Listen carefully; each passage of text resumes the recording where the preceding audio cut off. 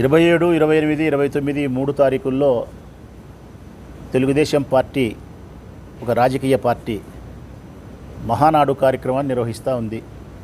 కడప గడ్డపైన ఉద్దేశపూర్వకంగా మునుపెన్నడూ జరపని కడప గడ్డపైన ఈసారి జరపడానికి నిర్ణయం తీసుకొని కడప గడ్డపై చేస్తున్నారు. మాకేం అభ్యంతరం లేదు. కడప గడ్డపై చేసినంత మాత్రాన మాకు వచ్చిన నష్టం లేదు, ఇబ్బంది లేదు. 3 రోజుల కార్యక్రమాన్ని ఉత్సవంగా వాళ్ళు జరుపుకుంటే మామూలు సందర్భాలు అయితే మేము ఎప్పుడు మాట్లాడలే. ఈసారి మేము ఈ విధంగా 5 లక్షల మంది జన సమీకరణతో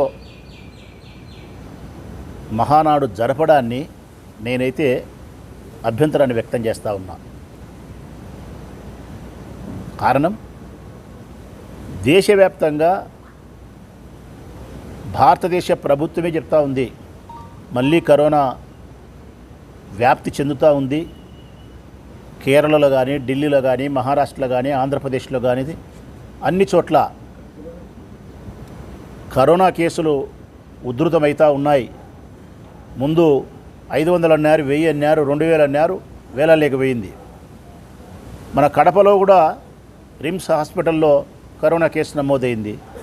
చాగలమరు నుంచి వచ్చిన, నంద్యాల నుంచి వచ్చిన ఒక ఆయనకు అయింది. చాగలమరు నుంచి వచ్చిన ఒక మహిళకు కరోనా కేసు నమోదైంది.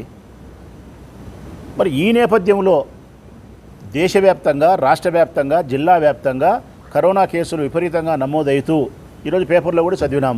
ఒక యువకుడు కూడా మరణించినాడని చెప్పి చదివినాం.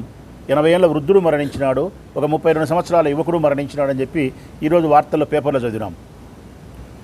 మరి ఈ సందర్భంలో కరోనాను నియంత్రించాల్సినటువంటి రాష్ట్ర ప్రభుత్వం చంద్రబాబు నాయుడు గారు కరోనా వ్యాధిని నియంత్రించడానికి తీసుకోవాల్సిన కఠినమైన నిర్ణయాలను, ప్రజలకు ధైర్యాన్ని ఇవ్వాల్సిన బాధ్యత కలిగి ఉండి ప్రజలకు ధైర్యం ఇవ్వలే, భరోసా ఇవ్వలే, నియంత్రించడానికి మార్గాలు వెతకలే. ఇవన్నీ ఏమీ చేయకుండా రాష్ట్రంలో కరోనా కేసులను మూసిపెట్టినారు. కడపలో వచ్చిన కరోనా కేసులను కూడా మూసిపెట్టినారు. కడప జిల్లా కలెక్టర్ గారి నేతృత్వంలో కడపలో వచ్చిన కరోనా కేసులను కూడా మూసిపెట్టి ఏమీ కరోనా కేసులు లేనట్టు నంగనాసి తంగబూరల మాదిరి మూసిపెట్టి కడపలో మహానాడును 5 లక్షలతో మీరు జరపడానికి ఏర్పాట్లు చేసుకున్నారంటే ఈ రాష్ట్రాన్ని సర్వనాశనం చేయాలని నిర్ణయించుకున్నారు. ఇంతకుముందు పూర్వకాలం ధూమొచ్చిపోయిందని అంటున్నారు, కలరా అని. అట్లా మీ రాజకీయ పార్టీ యొక్క ప్రయోజనాల కోసం, మీ కీర్తి ప్రతిష్టలను చెప్పుకునే దానికోసం రాష్ట్రమంతా సర్వనాశనం చేసేదానికి, వల్లకాడు చేసేదానికి మీరు సంసిద్ధమైనారు. ఎందుకు రాష్ట్రమంతా వల్లకాడు కాదు? 5 లక్షల మందిని మీరు మన్నాడు ఒక చోట చేరుస్తే ప్రొద్దుటూరు నుంచి 20,000 మంది అంటున్నారు. ప్రొద్దుటూరు నుంచి 20,000 మంది పోతే సందుకు గొంతుకు పోవాలా, 30 గ్రామ పంచాయతీలు పోవాలా, 41 మున్సిపల్ వార్డు పోవాలా. ఆ మున్సిపల్ వార్డులో 10 సందులు ఉంటే 10 సందుల నుంచి పోవాలా. మరి వార్డుకు, పల్లెకు రాష్ట్ర వ్యాప్తంగా మనుషులు అక్కడికి చేరితే 5 లక్షల మంది కరోనా వ్యాధి రాదా? వచ్చిన తర్వాత ప్రొద్దుటూరుగా 20,000 మంది తిరిగి రారా? ఎవరి ఇళ్లకు, ఎవరి గ్రామాలకు, ఎవరి వార్డుకు వాళ్ళు పోరా? పోయినప్పుడు గ్రామానికి, వార్డుకు ఒకరికో, ఇద్దరికో, ముగ్గురికో కరోనా వ్యాధి వస్తే ఇంకా ప్రొద్దుటూరు అంతా వ్యాప్తి చెందుతుందా, చెందదా? ఇటనే 175 నియోజకవర్గాలు వ్యాప్తి చెందుతుందా, చెందదా?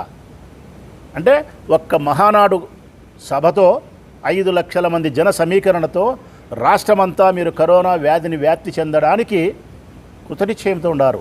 అందుకే దీన్ని మహానాడు అనరు ప్రజలు, ఇది మహా కరోనా. స్పష్టంగా చెప్తా ఉన్నా నేను, ఇది మహానాడు కాదు, ఇది మహా కరోనా. దీనికి ఆద్యుడు, బాధ్యుడు ఈ రాష్ట్ర ప్రభుత్వం, చంద్రబాబు నాయుడే. ఈ 3 రోజుల తర్వాత నుంచి ఈ రాష్ట్రంలో ఎక్కడ కరోనా వ్యాధులతో నమోదైనా, ఎవరు మరణించినా ప్రతి మరణానికి ఈ రాష్ట్ర ముఖ్యమంత్రి, రాష్ట్ర ప్రభుత్వం సమాధానం చెప్పాలా. ఇంత బాధ్యతారాహిత్యమా? ఒకవైపు ప్రభుత్వం అటువంటి నిర్ణయాలు తీసుకుంటే ఆ ప్రభుత్వానికి డూడు బసవనటువంటి ప్రభుత్వ ఉన్నతాధికారులు అందరూ కూడా ఒక రాజకీయ పార్టీకి సంబంధించిన కార్యక్రమాన్ని ప్రభుత్వ కార్యక్రమంగా నిర్వహిస్తారా మీరు? తెలుగుదేశం పార్టీకి సంబంధించిన రాజకీయ కార్యక్రమం ఇది. సాంప్రదాయబద్ధంగా ప్రతి సంవత్సరము ఎన్టీ రామారావు గారి జయంతి సందర్భంగా వారు జరుపుకునే కార్యక్రమం మహానాడు. ప్రభుత్వంలో లేని 5 సంవత్సరాలు 2019 నుంచి 24 వరకు ప్రభుత్వంలో లేరు తెలుగుదేశం పార్టీ. అప్పుడు వైఎస్ఆర్ కాంగ్రెస్ పార్టీ ఉంది. అప్పుడు చేసినారా కలెక్టర్లు? అప్పుడు చేసినారా ఎస్పీలు? అప్పుడు చేసినారా డిఆర్ఓలు, విఆర్ఓలు, ఎంఆర్ఓలు, మున్సిపల్ కమిషనర్లు ఈ పని? తెలుగుదేశం పార్టీ ప్రభుత్వంలో లేనప్పుడైతే మాత్రం తెలుగుదేశం పార్టీ కార్యకర్తలు, నాయకులే పని చేసుకుంటారు. ఇప్పుడు పార్టీ అధికారంలో ఉంది కాబట్టి కలెక్టర్ దగ్గర నుంచి విఆర్ఓ వరకు రాజకీయ పార్టీకి సంబంధించిన కార్యక్రమాన్ని ప్రభుత్వ కార్యక్రమంగా చేస్తున్నారు. డబ్బులు పెడతారు, సేవ చేస్తారు. విఆర్ఓలు కిందపడి కరెంటు షాక్ కొట్టి చచ్చిపోయే పరిస్థితికి వస్తారు. కటౌట్లు కిందపడి కాళ్ళు చేతులు ఇరుగుతున్నాయి. ఇది ప్రభుత్వ కార్యక్రమమా లేకుంటే ఒక రాజకీయ పార్టీకి సంబంధించిన కార్యక్రమమా? ఇది సమాధానం ప్రభుత్వ ఉన్నతాధికారులే చెప్పాలా. ఇది ఒక రాజకీయ పార్టీకి సంబంధించిన కార్యక్రమం అయినప్పుడు మీకేం సంబంధం ఉంది? ముఖ్యమంత్రి గారు కానీ మంత్రులు కానీ వస్తే వాళ్ళకు భద్రత ఏర్పాటు చేయాల్సిన బాధ్యత ఉంది. వారికి భద్రత ఏర్పాటు చేయండి, వాళ్ళు గెస్ట్ హౌస్లు ఏర్పాటు చేసుకోండి. హాయ్ హలో, నేను మహేష్ విట. Please do subscribe to Proddatur news. ప్రొద్దుటూరులో జరిగే ప్రతి అప్డేటు ఎప్పటికప్పుడు మీరు చూడాలనుకుంటే ప్రొద్దుటూరు న్యూస్ అనే యూట్యూబ్ ఛానల్కి సబ్స్క్రైబ్ అవ్వండి.